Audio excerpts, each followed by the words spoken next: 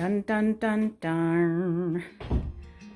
Okay, we have a nice big storage area here, but I've gotten lazy, and what started out as semi-organization has turned into quite a mess.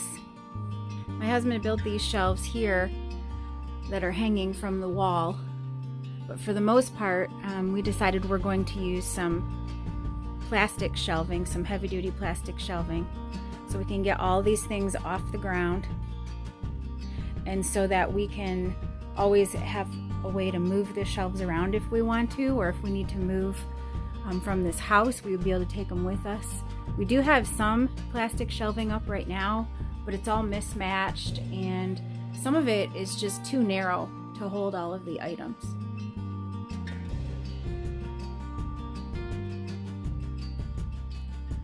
Over here against this wall, I don't know if you can see them. Let me try to zoom in.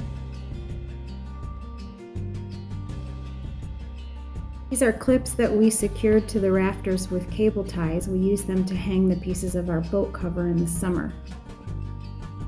And this is what it looks like when it's hung. So I need to keep this wall open. I can put a few things on the floor, which I've put way more than a few.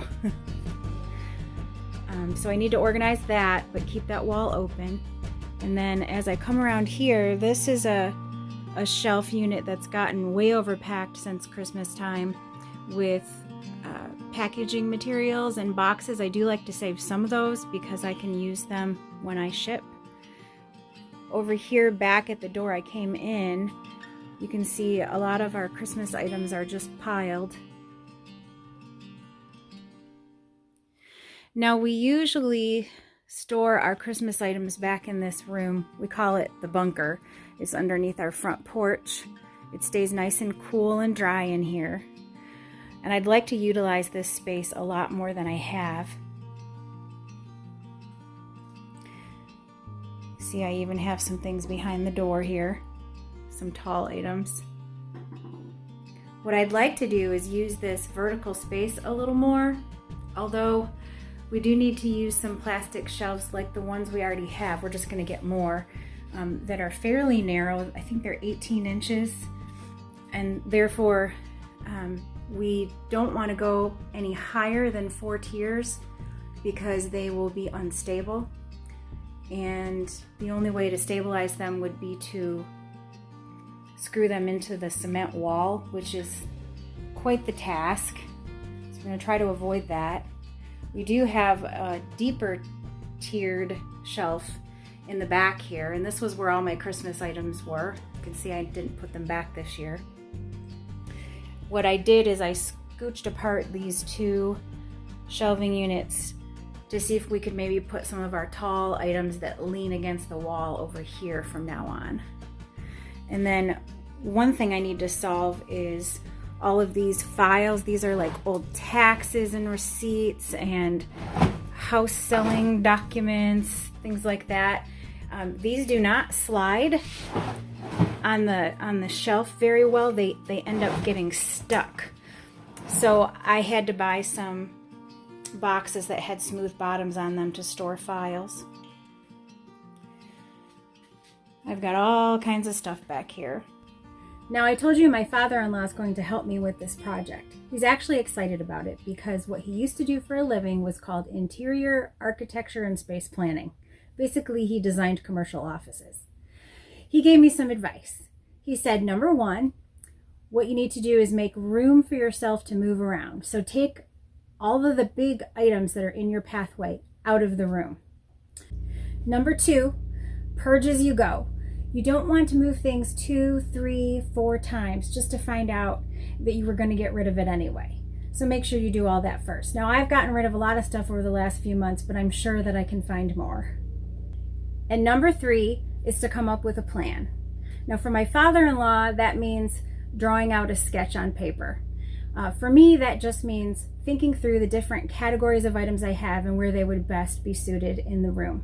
For instance, I have camping gear, I have scrapbooking, I have holiday items and things for my boat, things for my pets, things for shipping. So I want to find out where those things are going to fit best.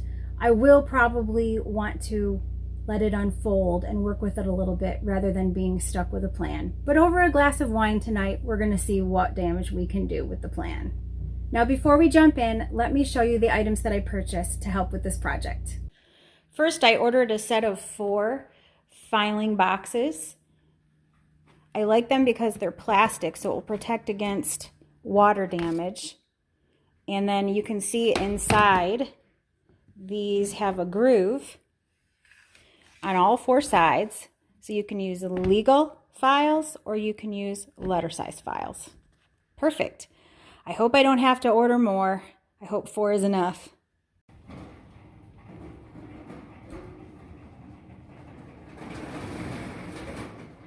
The other set of items that we purchased, and this was a bit of an investment, are 2 more shelving units that are 18 inches deep for what we're calling the bunker, and then the 24-inch deep shelving.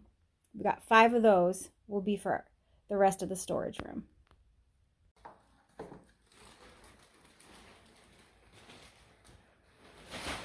We have all of our supplies set out here on the table. There are directions, but you hardly need them. And the only tool we need to use is the mallet.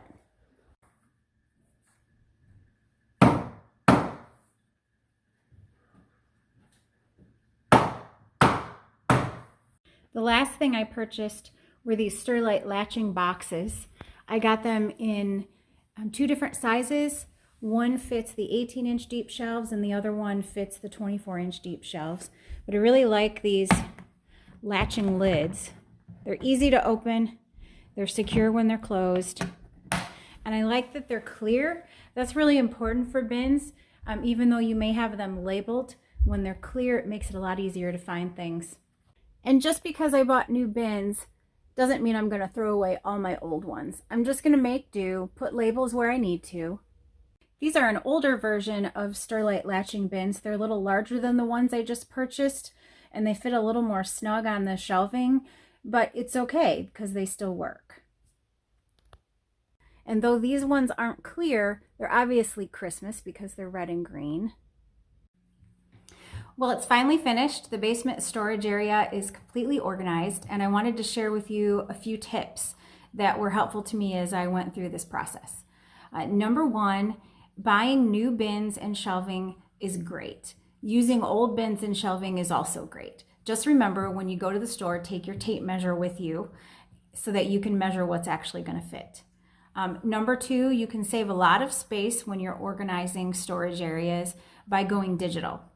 What I mean by that is you don't need to keep all those insurance documents and bank statements and bills when you can do all of that stuff online. I've been learning over the course of several years to go online with most of my financial transactions and business transactions, and that has allowed me to go through that large file cabinet that I had and actually put a couple whole drawers in the burn pile. So now I've freed up space for other things, and I'll show you that on the tour. Number 3, if you think you've purged enough, purge again, because you can always find more stuff to give away.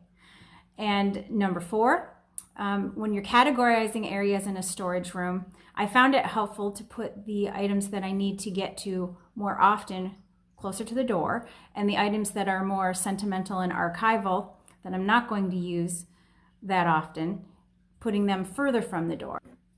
Since we use the back of our storage area as a potential shelter, I also decided that I wanted to make sure all of my sentimental items like pictures and old schoolwork from my daughter and any really important financial documents, backed up files from my computer, things like that were in that back storage area so that they would be more safe. Another nifty thing that I discovered is that having a half full bin of Christmas items was a good thing, because as I went through other parts of my home and accidentally came across Christmas items, I was able to quickly go downstairs to the storage room, open that lid, and throw them in. For the very same reason, I'm intentionally keeping some of my other bins empty and my shelves clear so that when I find things that need to be stored, I can quickly put them there. They don't end up on the floor and I don't end up tripping over them later. Okay, and then I did have that glass of wine with my father-in-law, but I didn't sketch everything out and plan every shelf in every corner. I found that it was really fun to just move around in the space, pick up bins and move them. I didn't have to move them too many times because I did think through what categories of things that I had and where I kind of wanted them. I walked around the area a lot first and just stored that information in my head. So with that, I'll take you on the tour of our basement storage area. Here it is, the newly organized basement storage space. One of my main goals was to be able to walk in this room without tripping over things. I think we've accomplished that. We were able to add new shelving, new bins, and get things off of the floors. So that's a check. Now I mentioned that it organized things into areas. This is the first area when you walk in. It has things like all of our luggage, all of our gift wrapping supplies, all of our crafts, my old photography backdrops, winter accessories, and importantly, our Christmas bins and other holiday things. I have one whole shelf of frames because I reframe things throughout my house when needed. There's some miscellaneous items like an old CD player and cassette player,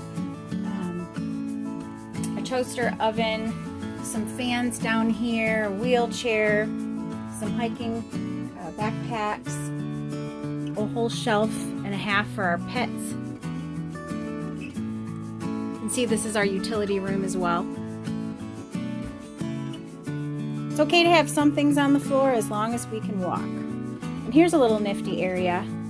I was able to tuck some rolls of wrapping paper behind these quarts. I don't know how fire safe that is, but it seems like they're pretty protected. We were really happy to be able to keep this inversion machine here and not have it in the way of our walkway. Now over to the right here, I have our games and puzzles, a current project I'm working on with picture frames for my father-in-law. And then over here, we have some boxed up items that are ready to ship when someone buys them off of eBay or Facebook Marketplace, whatever.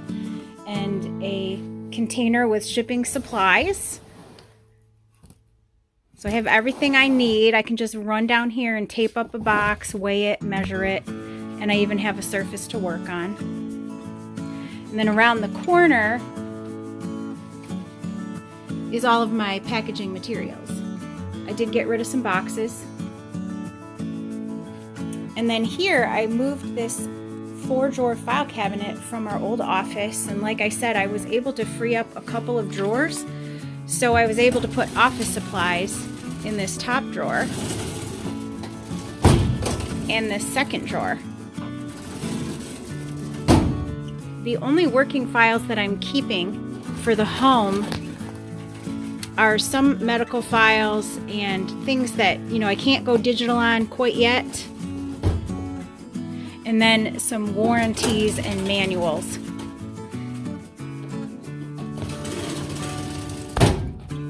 The thing that makes this office supply location really handy is that when you go right outside of this storage door, we have a small little office space in our guest room. And so it's really easy to grab things even though we can't store it all in the guest room. It's really close. Then when you walk back in, this area over here, this third area, I'm calling sort of the home maintenance area. I have paint supplies, light bulbs, Tupperware, spare plumbing, rug grippers, more light bulbs, paint, and an area where we store things for our boat. You can see one shelf is empty because we've already filled up one of the tubes. We used these sleds once, believe it or not, even in the south. I was able to keep this wall mostly clear with just some things towards the floor and then in this corner. I like to lean tall things in the corner. In this case, it's things for golf.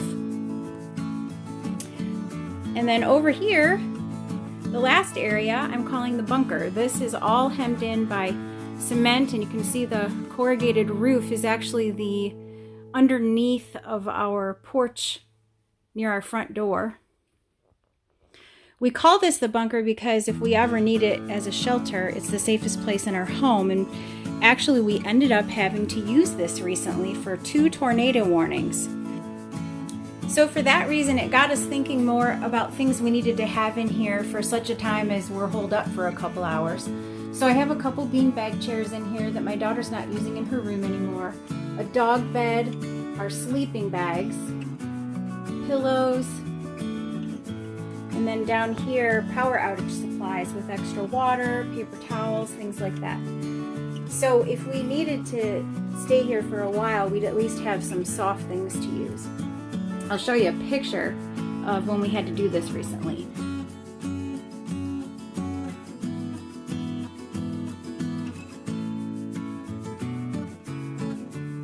So you can also see that I have all of my scrapbooking, albums, old sentimental items that we want to keep from school, art, journals, pictures, family history, all kinds of things that we don't want to get ruined if our house was to get damaged. And then over here are the files that the file boxes that I purchased. I keep taxes and will and trust items in there. I keep some of my technology boxes and cords and things in these containers. See how nice these Sterilite latching lid containers fit side by side on the 18-inch shelves? Here I have a lot of CDs and cassettes, and I plan to digitize those and save even more space. They're eventually going to end up on this accessory hard drive here. I decided to keep my accessory hard drive here because it's one less thing I have to remember to bring down here if we have another tornado warning. You can see that I've kept some shelves open. I may end up needing those eventually. So this turned out to be a really nice space to be able to walk into and even hole up for a couple hours. That's another reason that I'm keeping our card table chairs in here as well. So there's the tour of the basement storage area. If you liked what you saw, please click like and subscribe, and I'll see you next time.